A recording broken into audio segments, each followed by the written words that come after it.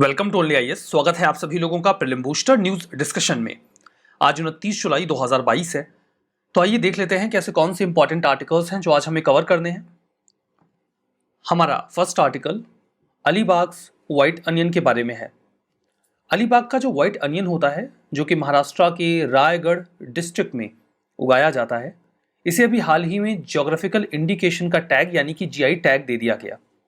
अब मिल गई है इसे एक यूनिक आइडेंटिटी, जिसकी मदद से इसे मिल जाएगा एक वाइडर मार्केट। सिंपल सी बात है कि अगर किसी भी प्रोडक्ट को जीआई टैग मिल जाए, किसी भी एग्रीकल्चर प्रोडक्ट को भी जीआई टैग मिल जाए, तो उसकी पहचान बढ़ जाती है और ये मान लिया जाता है कि इस स्पेसिफिक लोकेशन से आने वाली ये चीज़ स्पेशल है। उसे लोग खरीदना पसंद करते हैं और उसका एक बढ़िया सा मार्केट तैयार हो जाता है। अलीबाग जो कि एक कोस्टल टाउन है महाराष्ट्र के रायगढ़ डिस्ट्रिक्ट में, वहाँ की जो सॉइल है उसमें सल्फर का कंटेंट कम है and that is the reason कि वहां पे जो प्याज उगाया जाता है उसमें कलर कम होता है, स्वीट टेस्ट होता है, मीठा स्वाद होता है, काटने पर आंखों से आंसू नहीं आएंगे, प्रोटीन काफ़ी हाई होता है, फैट और फाइबर का कंटेंट भी काफ़ी बढ़िया होता है और हाई एंटीऑक्सीडेंट कंपाउंड भी इसमें पाया जाता है, जो कई तरीके की दिक्कतों में मददगार भी साबित होता है। इससे इम्यूनिटी बूस्ट होती है, रात में नींद ना आने की प्रॉब्लम भी दूर होती है, खून साफ होता है, ब्लड प्रेशर से रिलेटेड दिक्कतें कम हो जाती हैं और हीट रिलेटेड एलिमेंट, किसी को लू लग जाए उसमें भी इससे मदद मिलती है। ऐसा कहा जाता है कि जब भी लू लगती है तो जो ये सफ़ेद रंग की प्याज होती है, इसे पीस के शरीर पे इसका लेप लगाया जाता है, तो उससे लू की जो इफेक्ट्स होते हैं वो आसानी से कंट्रोल में आ जाते हैं। तो व्हाइट अनियन के बहुत सारे फायदे हैं और अलीबाग का व्हाइट अनियन अब स्पेशल है।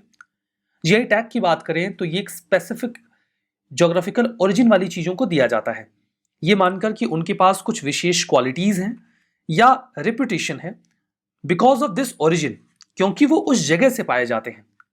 जीआई टैग मिल जाने के बाद उसे एक साइन मिल जाता है जिससे वो उस प्लेस के ओरिजिन को आइडेंटिफाई करते हैं ताकि प्रोडक्ट आसानी से बिक सके।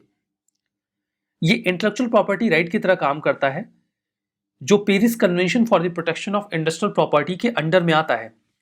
यहां पर देखिए कि जो ज्योग्राफिकल इंडिकेशन इंडिया में है उसे एडमिनिस्टर किया जाता है geographical indications of goods registration and protection act of 1999 के तहत। इसकी एक रजिस्ट्री तैयार की जाती है जो कि चेन्नई में लोकेटेड है। कई सारे आइटम्स इसमें कवर्ड होते हैं, agriculture product, food stuff, wine और स्पिरिट ड्रिंक्स, हैंडीक्राफ्ट्स और इंडस्ट्रियल प्रोडक्ट्स, मतलब लगभग सब कुछ कवर कर लेते हैं इसमें, जिन्हें जीआई टैग दिया जाता है।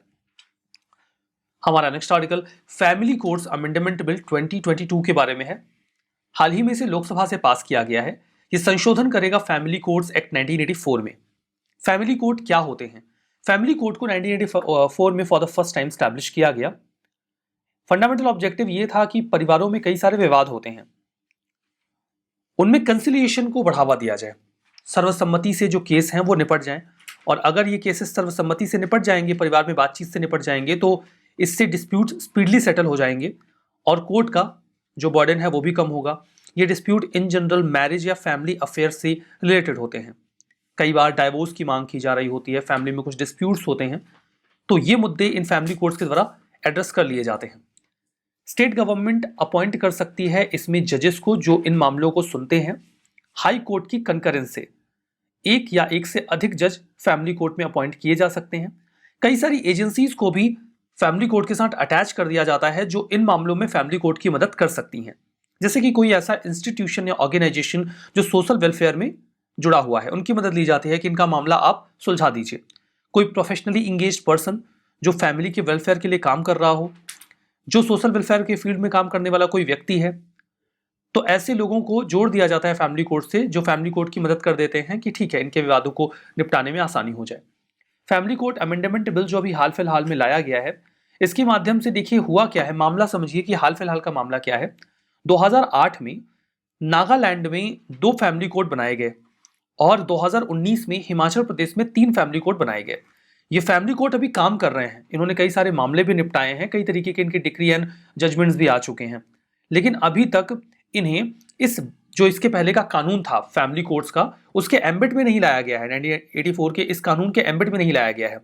तो अभी ये जो अमेंडमेंट किया गया है इसमें सेक्शन 3A इंसर्ट किया जा रहा है, और जो फैमिली कोर्ट बन चुके हैं नागालैंड में और हिमाचल प्रदेश में, जो काम कर भी रहे हैं, उन्हें इसके एम्बिट में ला दिया जाएगा, ताकि इन्होंने जो कुछ भी काम अभी तक किए हैं वो वैलिड हो जाए और उसमें आगे फंक्शनिंग में कोई दिक्कत ना आए। तो इसमें यह भी बिल में स्पेसिफाई कर दिया गया है कि आज तक जो भी काम इन कोर्ट्स ने किया है वो सारे वैलिड रहेंगे। तो ये अभी का मामला है। हमारा नेक्स्ट आर्टिकल क्रिप्टो जैकिंग के बारे में है। एक नया टर्म है आपके लिए, क्रिप्टो जैकिंग। आपने हाईजैकिंग सुनी होगी, जहां पे एक प्लेन को हाईजैक कर लिया जाता है, बिल्कुल वैसे ही है क्रिप्टो जैकिंग। देखिए, क्रिप्टो जैकिंग में अभी कुछ रिपोर्ट्स आई हैं, उसमें यह पता चला है कि कंप्यूटर सिस्टम को जो क्रिप्टो जैक किया जाता है, या क्रिप्टो जैकिंग के जो अटैक्स होते हैं उनमें 30% की बढ़ोतरी हुई है, और ये 66.7 मिलियन तक बढ़ चुके हैं 2022 के फर्स्ट हाफ में। अब यहां पर देखिए क्रिप्टो जैकिंग एग्जैक्टली क्या है। हाईजैकिंग से मिलता जुलता शब्द है, इससे ये तो समझ में आ गया कि इसमें कुछ कैप्चर किया जाएगा, कुछ हाईजैक किया जाएगा। और क्रिप्टो है तो क्रिप्टो का नाम आपने क्रिप्टो करेंसी के रेफरेंस में सुना है। मतलब ये जो हाईजैकिंग टाइप की कोई एक्टिविटी होगी, कुछ कैप्चरिंग टाइप की एक्टिविटी होगी, इसमें क्रिप्टो करेंसी का कोई ना कोई रोल होगा, ये तो इसके शब्दों से ही समझ में आ रहा है। तो क्रिप्टो जैकिंग एक प्रकार का साइबर अटैक होता है, जहां पे आपकी कंप्यूटिंग डिवाइस को कैप्चर कर लिया जाता है, हाईजैक कर लिया जाता है किसी भी अटैकर के द्वारा, I will say cyber attacker के द्वारा, और फिर आपकी डिवाइस का इस्तेमाल वो क्रिप्टो करेंसी को माइन करने के लिए करता है। अब समझिए कि क्रिप्टो करेंसीज को माइन करने के लिए हाई परफॉर्मेंस कंप्यूटर की आवश्यकता होती है, जहां पर आपको बहुत टिपिकल एल्गोरिदम सॉल्व करने होते हैं।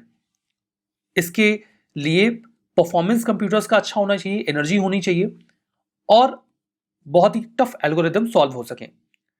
अब जो हाईजैकर्स होते हैं या ये जो साइबर सिक्योरिटी अटैकर्स होते हैं, इनके पास बहुत पावरफुल मशीन्स होती नहीं है, कंप्यूटर्स होते नहीं है।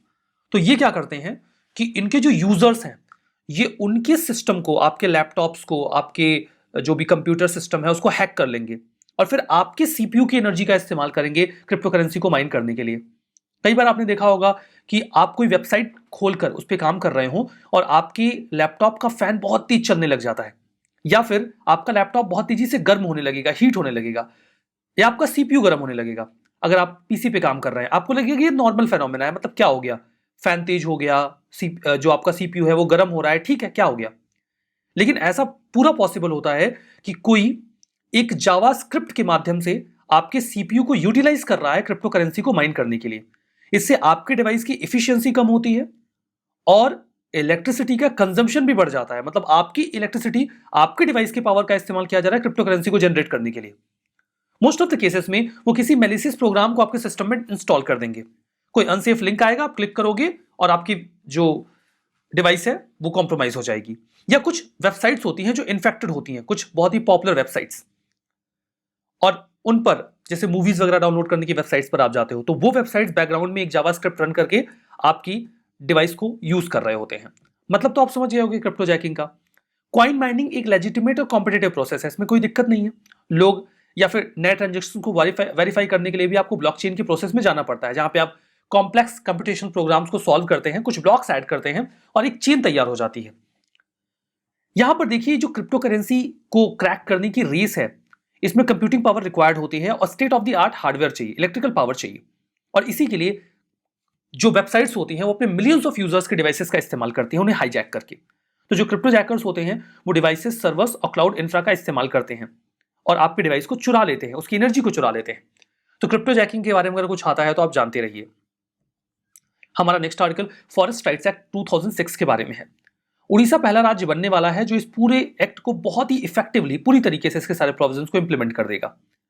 फॉरेस्ट राइट एक्ट 2006 ये रिकॉग्नाइज करता है जंगलों में रहने वाले लोगों की और कम्युनिटीज के कुछ अधिकारों को, जो बहुत परंपरागत तरीके से बहुत लंबे समय से वहां रह रहे हैं। जंगलों के ऊपर वो डिपेंडेंट है अपनी लाइवलीहुड के लिए, हैबिटेशन के लिए और सोशियो कल्चरल नीड्स के लिए।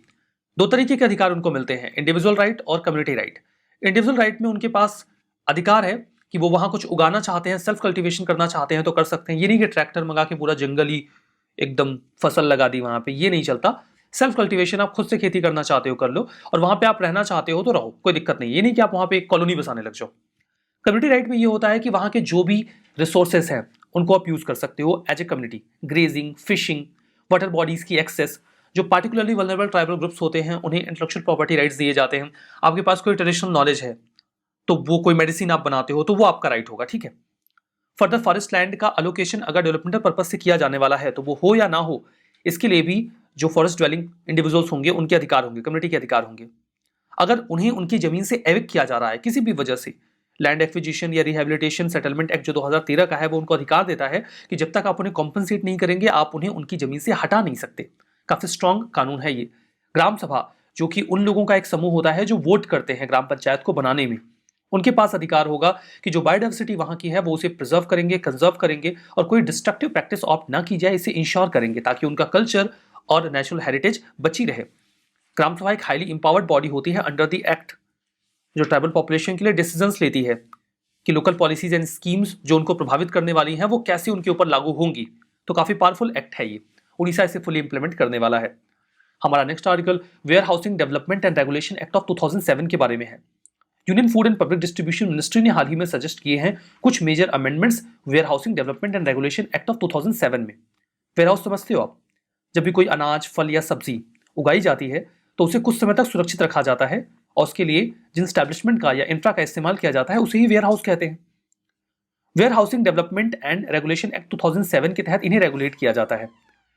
ये 2010 में कानून जो है वो इफेक्टिव हुआ। 2007 में कानून आया, 2010 में इफेक्टिव हुआ और गवर्नमेंट ने इसके तहत warehousing development and regulatory authority, जिसे WDRA बोलेंगे, उसको बना दिया। WDRA ये पूरा काम देखेगा, आगे हम WDRA ही बोलेंगे, जो ये बताएगा कि इंफ्रा कैसा होना चाहिए और वहां पे अगर आप कोई चीज स्टोर कर रहे हैं तो प्रोसीजर क्या होना चाहिए। जो फूड कॉर्पोरेशन ऑफ इंडिया है वो भी खूब सारा अनाज इकट्ठा करके रखते हैं वेयर हाउस में, वो इस कानून के एम्बिट के बाहर होता है। अब इसमें कुछ अमेंडमेंट्स किए गए हैं, जैसे कि जो वेयर हाउस है अगर आपने उनको बनाया हुआ है तो आपको पहले आप उसका रजिस्ट्रेशन करवाओ या मत करवाओ, ये आपकी इच्छा पर निर्भर करता था, लेकिन अभी कंपल्सरी करवाना पड़ेगा आफ्टर ये जब पूरा एक्ट इफेक्टिव हो जाएगा तब। सेंट्रल गवर्नमेंट के पास हालांकि अधिकार होंगे कि वो किसी टाइप ऑफ वेयर हाउस को अगर एग्जेम्प्ट करना चाहते हैं तो कर दें। पहले कई सारे अपराधों में जेल की सजा थी, 3 साल तक जेल होती थी, उन्हें खत्म कर दिया गया है, लेकिन यह कहा गया है कि ये जो पेनाल्टी है 1 लाख रुपए की, इसको और बढ़ा दिया जाएगा।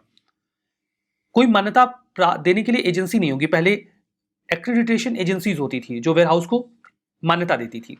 कहा गया अब ये पूरा मामला हम ऑनलाइन कर देंगे, ऑनलाइन एप्लीकेशन दीजिए, कोई कॉन्टैक्ट नहीं होगा, कॉन्टैक्टलेस और फेसलेस मैकेनिज्म ऑप्ट करेंगे ताकि करप्शन ना हो और मान्यता आसानी से मिल जाए वेयर हाउसेस को। WDRA के कॉम्पोजिशन में भी बदलाव किया जाएगा। पहले इसमें 1 चेयरपर्सन और 2 फुल टाइम मेंबर होते थे, अब इसमें 3 ex officio part time members भी होंगे, जिसमें जो ज्वाइंट सेक्रेटरीज होते हैं food and economic affairs department के और एग्जीक्यूटिव डायरेक्टर ऑफ सेबी के, वो भी शामिल हो जाएंगे। तो कॉम्पोजिशन भी चेंज किया गया है। हमारा नेक्स्ट आर्टिकल PMLA और सुप्रीम कोर्ट के बारे में है। अभी ये जो कानून है prevention of money laundering act, इसमें कई सारे संशोधन किए गए हैं और इन संशोधनों को लेकर बहुत सारी पिटीशन सुप्रीम कोर्ट के पास गई। उन्होंने कहा ये संशोधन गलत हैं, आप इनको हटाओ, खारिज करो। इससे जो इन्फोर्समेंट डायरेक्टोरेट है वो बहुत ही आर्बिट्री तरीके से काम करना शुरू कर देगा। सुप्रीम कोर्ट ने साफ मना कर दिया। सुप्रीम कोर्ट ने कहा नहीं, जो भी अमेंडमेंट हो रहे हैं ये बिल्कुल सही है। इसके तहत इन्फोर्समेंट डायरेक्टोरेट यानी कि ED को मिल जाएंगे बहुत ही और इफेक्टिव वाइडर पावर्स अरेस्ट के, सिज्योर के, और बेल लेना बड़ा मुश्किल हो जाएगा जो फाइनेंशियल ऑफेंडर्स हैं उनके लिए। तो पिटीशंस को रिजेक्ट कर दिया गया कि जो PMLA एक्ट है उसमें फाइनेंस एक्ट के माध्यम से संशोधन क्यों किए जा रहे हैं, और सुप्रीम कोर्ट ने इन अमेंडमेंट्स को अपहेल्ड कर दिया है, जिससे ED बहुत ही पावरफुल संस्था बन जाएगी, इसके बाद और पावरफुल हो जाएगी। ED है क्या? इन्फोर्समेंट डायरेक्टोरेट एक ऐसी संस्था है जो फाइनेंशियल इन्वेस्टिगेशन एजेंसी की तरह काम करती है। आप इसे फाइनेंशियल फ्रॉड का CBI कह लीजिए। डिपार्टमेंट ऑफ रेवेन्यू के तहत काम करता है, ministry of finance and government of India के तहत। इसे 1956 में एक इन्फोर्समेंट यूनिट की तरह बनाया गया था डिपार्टमेंट ऑफ इकोनॉमिक अफेयर्स के भीतर, जिसका काम था कि वो foreign exchange regulation act of 1947 के प्रावधानों को इंप्लीमेंट करे। 1957 में 1 साल बाद ही इसका नाम बदल के ED रख दिया गया, इन्फोर्समेंट डायरेक्टोरेट, और वर्तमान में ये 2 कानूनों को इंप्लीमेंट करवाते हैं, foreign exchange management act of 1999 जिसे आप शॉर्ट में कहते हैं FEMA, और prevention of money laundering act of 2002 जिसे आप शॉर्ट में कहते हैं PMLA। इन दोनों को इंप्लीमेंट करवाने की जिम्मेदारी उनकी है, यानी कि PMLA में जो भी अधिकार दिए गए हैं उन्हें एक्सरसाइज करता है कौन? Enforcement directorate. क्या बदलाव किए गए हैं? ED के पास अरेस्ट करने का अधिकार है बिना चार्जेस के लिए कोई रिटन इंफॉर्मेशन दिए। इसे चार्ज किया जा रहा है, इसे ये कहा जा रहा है ये गलत है, क्योंकि ये वायलेट करता है ड्यू प्रोसेस को। हमारे कॉन्स्टिट्यूशन में जो दिया गया है कि आप जिसे भी गिरफ्तार कर रहे हैं आपको बताना होगा कि कारण क्या है, कोर्ट ने कहा कि इसकी कोई आवश्यकता नहीं है, क्योंकि ईडी जब भी किसी को अरेस्ट करेगी, ये इनबिल्ट सेफगार्ड्स दिए गए हैं कि वो एक ईसीआरआई तैयार करेंगे। ईसीआरआई का मतलब क्या है? Enforcement case information report. Enforcement case information report, जैसे आप पुलिस थाने में जाके एफआईआर दर्ज करवाते हो ना, ये बिल्कुल एफआईआर जैसा ही है। ये उनको रिटर्न में तैयार करना पड़ता है और उसके बाद ही वो किसी को गिरफ्तार करते हैं। तो ये इनबिल्ट सेफगार्ड हैं। तो ये कहना कि हाँ नहीं बताते हैं, ये गलत है। अगर उन्होंने ओरली भी बता दिया ना कि हाँ हम आपको इस अपराध के लिए ऐसे गिरफ्तार कर रहे हैं, तो चलेगा। अब ये भी कहा जा रहा है कि अगर आपने ईसीआरआई तैयार किया है, ईसीआईआर आपने तैयार किया है, तो उसकी एक कॉपी दे दो जिसको आप गिरफ्तार कर रहे हो। तो सुप्रीम कोर्ट ने कहा इसकी कोई आवश्यकता नहीं है कि वो उस एफआईआर की, जिसे हम ईसीआईआर कह रहे हैं, उसकी एक कॉपी दें वो व्यक्ति जिसे गिरफ्तार किया जा रहा है। उन्होंने ओनली बता दिया अरेस्ट के टाइम पे कि आपके ऊपर ये आरोप है, इसके लिए हम आपको गिरफ्तार कर रहे हैं, दैट विल बी इनफ। तो इसके लिए किसी बदलाव की मांग करना ये गलत होगा। दूसरा, ईसीआईआर का मतलब क्या, मैंने आपको बता दिया, इट्स लाइक एफआईआर। बेल की जो ट्विन कंडीशंस हैं उनको भी चैलेंज किया जा रहा है कि 2 कंडीशंस फुलफिल होंगी तभी बेल दिया जाएगा। ये क्या बात हुई? उन्होंने कहा नहीं, देखिए ये फ्रॉड्स बहुत ही सीरियस होते हैं, यहां पे इन दोनों कंडीशंस को फॉलो किया जाना जरूरी है। जैसे कि जो भी पब्लिक प्रोसिक्यूटर हैं या लॉयर्स हैं, उनको ये प्रूव करना होगा कि जिस व्यक्ति को गिरफ्तार किया गया है वो इन ऑफेंसेस में गिल्टी नहीं है। कोर्ट पहले तो इस बात पे सेटिस्फाई हो, और दूसरा वो इस बात को भी सेटिस्फाई करवाएं कि अगर बेल मिल जाएगी तो वापस से उस अपराध को दोहराएगा नहीं। जब ये दोनों कंडीशंस फुलफिल हो जाएंगी तभी बेल मिलेगी। तो इसको भी क्रिटिसाइज किया जा रहा है कि ऐसा प्रावधान स्पेसिफिक क्यों किया गया है। कोर्ट ने हालांकि ये भी कहा कि अगर सेक्शन 436A के तहत, जो कोड ऑफ क्रिमिनल प्रोसीजर है, सीआरपीसी है, कोई व्यक्ति जिस अपराध में गिरफ्तार हुआ है, जिसमें जितनी सजा होनी है, सपोज करिए 5 साल की सजा होनी है, और वो 2.5 साल से ज्यादा समय जेल में रह चुका है, तो वो बेल की डिमांड कर सकता है, मिल जाएगी। हालांकि कोई राइट नहीं है, कोर्ट पे डिपेंड करता है देंगे कि नहीं देंगे, बट वो दे देंगे। अगर आधा टर्म आपने बिता लिया है तब आपको बेल मिल जाएगी, कोई दिक्कत वाली बात नहीं है। फर्दर कोर्ट में यह भी बात कही गई कि जो बर्डन होता है अपराधों को प्रूव करने का, प्रूफ देने का, वो एक्यूज्ड के ऊपर है, ये गलत है। तो कोर्ट ने अपील किया कि नहीं, ये जरूरी है, क्योंकि उस वैसे भी ये आर्बिट्रेस और अनरीजनेबलनेस जो किसी कानून की होती है उसको चैलेंज नहीं कर रहा है, तो ये प्रावधान भी रहेगा, इसमें कोई दिक्कत नहीं है। तो ये तो सारा मामला हो गया पीएमएलए का। अब आइए करते हैं revision. Alibag white onion Orissa गलत है, महाराष्ट्र। फॉरेस्ट राइट एक्ट केवल कम्युनिटी राइट को रिकॉग्नाइज करता है, गलत है, इंडिविजुअल राइट को भी रिकॉग्नाइज करता है। क्रिप्टो जैकिंग साइबर अटैक होता है जहां पे कंप्यूटर डिवाइस को हाईजैक करके क्रिप्टो करेंसी माइन की जाती है, सही है।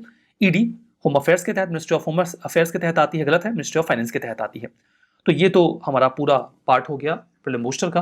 उम्मीद करते हैं आपको समझ में आया होगा। बाकी पीडीएफ आपको ओनली एज के टेलीग्राम चैनल पे मिल जाएगी। आप इस क्यूआर कोड को स्कैन करके भी पहुंच सकते हैं ओनली एज के टेलीग्राम चैनल तक। पीडीएफ को डाउनलोड करिए और रिवीजन करना मत भूलिएगा।